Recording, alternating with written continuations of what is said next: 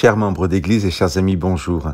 Nous avons dans l'émission 411 partagé les versets 10 à 12 du chapitre 6 de la lettre de Paul aux Éphésiens sur le combat spirituel auquel nous appelait l'apôtre. Je vous ai proposé ces réflexions aussi comme introduction à notre partage d'aujourd'hui. Je vous relis les versets d'hier et poursuivrai la lecture jusqu'au verset 17 de ce chapitre 6. Puisez votre force dans l'union avec le Seigneur, dans sa puissance manifestée avec tant de force. Prenez sur vous toutes les armes que Dieu fournit, afin d'être capable de tenir bon face aux ruses du diable. Car nous n'avons pas à lutter contre des êtres humains, mais nous devons lutter contre les pouvoirs, les autorités, les maîtres de ce monde obscur, contre toutes les puissances spirituelles mauvaises qui sont dans les cieux. Saisissez donc maintenant toutes les armes de Dieu.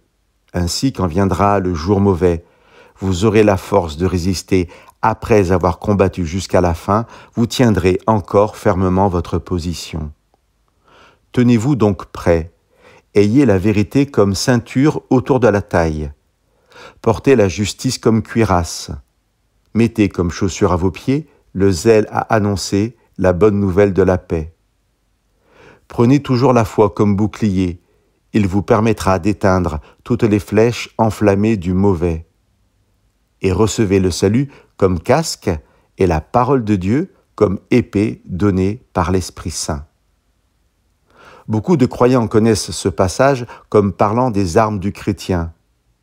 Il est intéressant de noter que Paul en introduit l'énumération en les présentant au verset 13 comme les armes de Dieu. Armes du chrétien, puisqu'elles sont à notre disposition, armes de Dieu, puisque c'est lui qui nous les donne. Mais pas seulement, armes de Dieu, surtout parce que, bien qu'en notre possession, ces armes ne sont effectives, je dirais presque vivantes, que par la présence de l'Esprit du Christ en nous.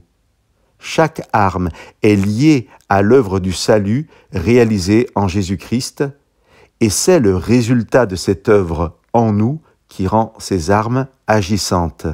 La vérité, la justice, la paix, la foi, le salut, la parole sont de Jésus et d'une certaine manière sont Jésus. Je vais donc, chers amis, vous inviter de nouveau à saisir pleinement ce salut offert par grâce et accompli en Jésus-Christ, et vous inviter encore à vous approcher de Dieu, à remettre votre vie à ses pieds. Alors, le Christ deviendra pour vous pleinement vérité, justice, paix, foi, salut et parole.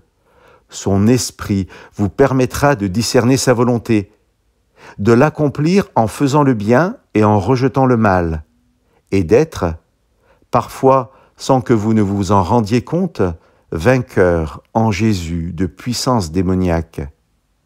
Mais vous serez toujours en pleine connaissance dans cette paix de la présence de Dieu et dans cette marche victorieuse.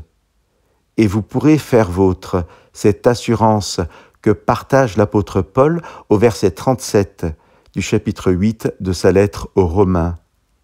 Nous sommes plus que vainqueurs par celui qui nous a aimés. Chers amis, que Dieu vous bénisse.